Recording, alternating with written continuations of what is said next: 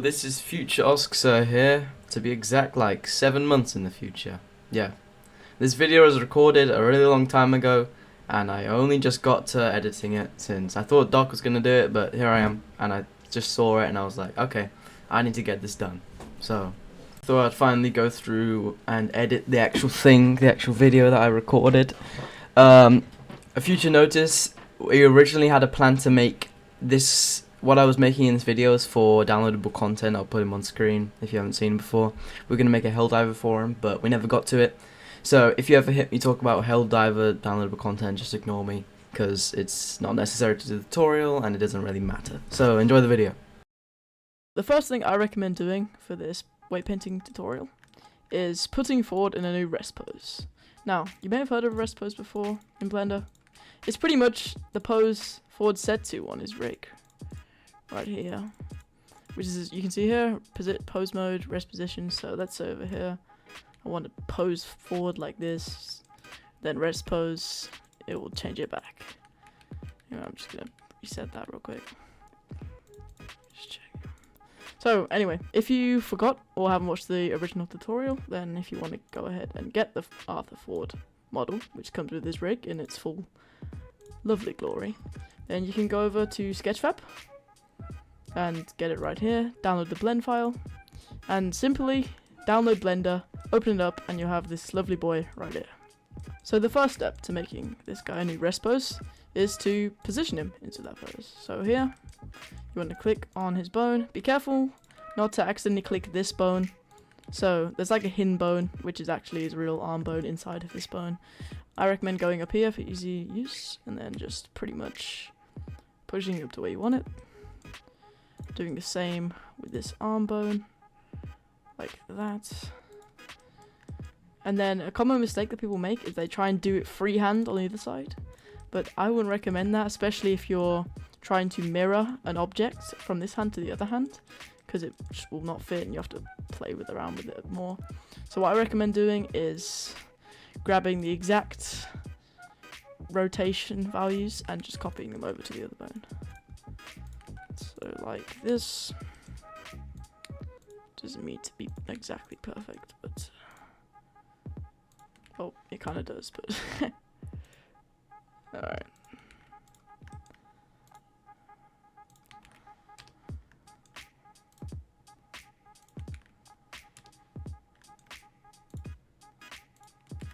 You can see here, now we're going to do the arm bone. So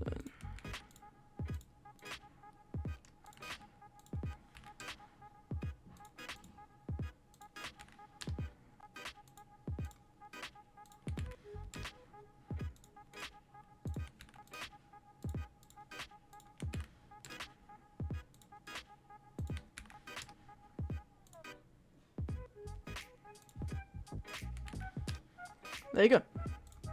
So now you have forward in this pose position, but we still got to make it a rest pose for it to weight paint properly. Otherwise it would just freak up. So what we're going to do now is we're going to click on his body. You're also going to have to do this on the arms, but we'll get to that in a minute. Then you want to go down to his armature right here, and then click duplicate. If you've done this right, it should do this. It looks really weird, just don't worry about it. Once we finish, it'll be fixed. I'm just going to do the same on the hands. And then what we simply want to do is go back to this. Apply the original one. Go up here. Apply the original armature. Apply the original armature. Then what you want to do next is shift click. Oh, wrong way. Click. So click on the body. Then on the armature, go to pose mode. Next is go up here, go to pose, go to apply, and apply pose as rest pose. Look just like that. Now you see right here, forward is in the position of a T-pose, which is a lot easier for weight painting. And just to make sure that it's actually his rest pose, you can check over here to see if it moves when you change this around. You see here, if we oops, go back to this, move this down. Perfect. Right.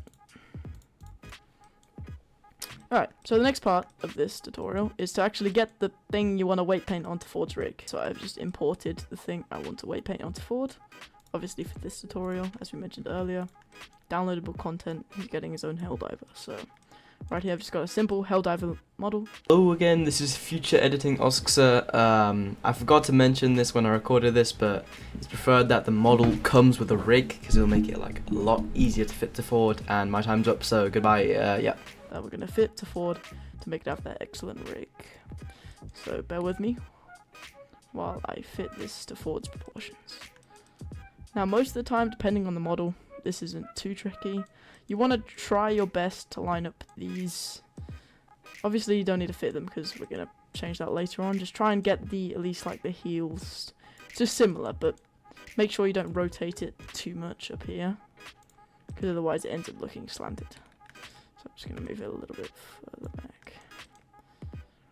Up here like that. Maybe a little bit more.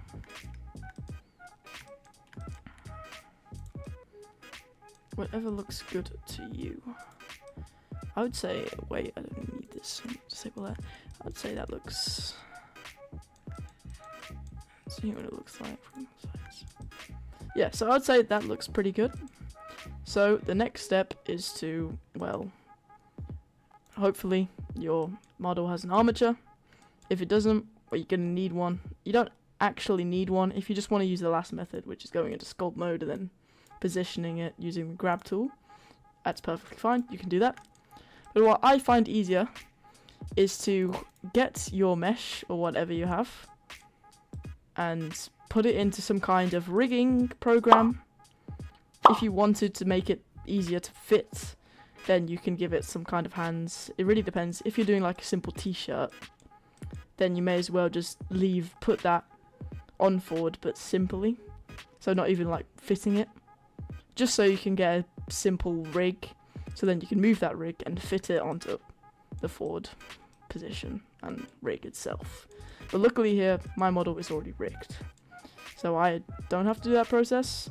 But if you are planning on doing that, then I recommend doing Mixamo if you really don't need the hand bones to position to Ford's hands, which I'm going to be using, or AccuRig, which does let you use the hand bones. I'll link those both in the description. So, first thing we want to do is pretty much just move these bones into the position of Ford.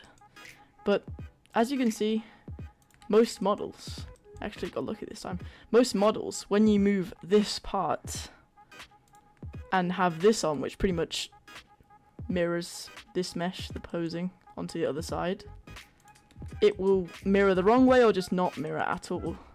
If you have that problem, which I don't luckily with this rig, you want to go into edit mode, select the bones, go up here, and you can see here the roll. You want to make it so they're equal. See, this is -61. You want this to be -61 too. That's why they do the same thing.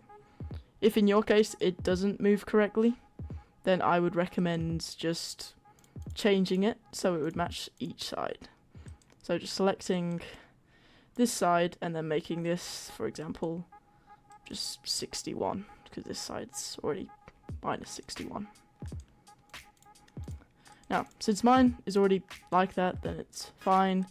And I'm going to be using a hand today.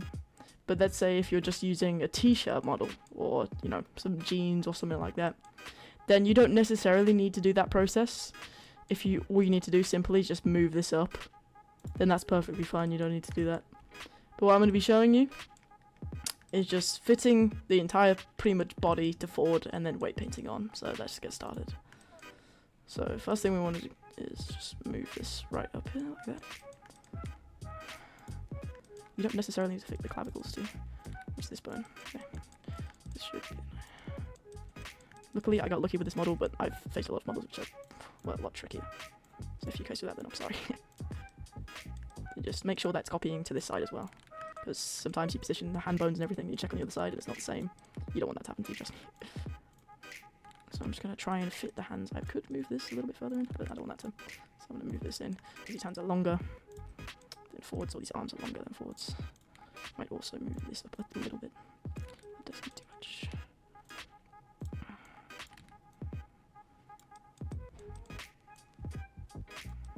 Oh, do I need to shrink that? I'll just move it back. Oh yeah, I can just move it back.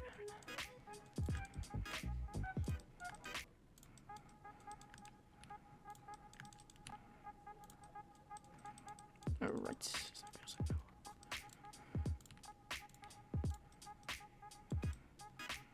Alright, I would say that's pretty good. I think I can definitely fit that forward. You just need to like move it around until it pretty much matches Ford's base of his hand, so then you can move all the fingers. Try not to make them too far away, otherwise they look a little weird. But on this model I think I fit it the best I can, so I'm gonna try. You don't need to make the bones the exact same length. I reckon like making them similar though, because otherwise it looks a little weird. It's happened to me a few times before. So just move this up here, just like that. I'm actually going to rotate this bone. And this one, so then we can get that glove, nice glove formation. If you want to check how it looks without Ford, you can always disable this hand. Alright, so now we can just move these finger bones to match exactly, well, not exactly, but similar to how Ford's hands are built. Ford has some weird hands, he's a weird guy. So you try and match the lengths. I think I've already said that, but it's just, it looks the best in game in my opinion. Depends if you have claws or something though, I guess. Which has claws. Alrighty. I'm gonna check on the other side in a minute to make sure that's still mirroring. Do I have mirror on? Yes I do, I'm not stupid. Well, I am. Now here we are, back in the projects that I left. You can see I must have deleted all the textures because now they are pink and they are missing, apart from a few. But anyway, as I was saying, pretty much after you fit the fingers and everything to fit forward, as you can see, like that, you can click on the mesh, and here it will come up with this, which is the armature, except it will say the armature which you've just moved to fit to forward. And pretty much what you want to do then is click this and then click apply. And what that's gonna do is pretty much make that mesh stay in the position it was, instead of completely resetting the position when you separate it from the armature. And then after that you can Alt P and then clear parent and keep transform. So then this is just the same as it was in Doc's tutorial, which I'm going to link in the description. So that's how you do it. And then for the cape, if anybody's wondering about the cape, I do not cover it in this video because when I did, I was an old version of it, and Doc's made a new tutorial now. I'll put that on screen now, and I'll put the link in the description. There you can go check out if you really want to do good cape physics on your weight painted Ford guy. So yeah, sorry for like this being recorded so late. Okay, so since I didn't cover the actual weight painting the body side on this tutorial, I'm going to give you the timestamp and the video you want to go to where I show off that and where you can see it in action properly. I'll link it. Here's the timestamp and here's the video. There you go. Sorry again for this video being such a mess. It's mostly just because the timing's like recorded 7 months ago and then some of it was recorded right now. But yeah, hopefully this helped either way. I might do a more polished one in the future, but I just really wanted to get this out since it's been in my files and they're taking up storage, so thanks for watching, I guess. Like and subscribe right now.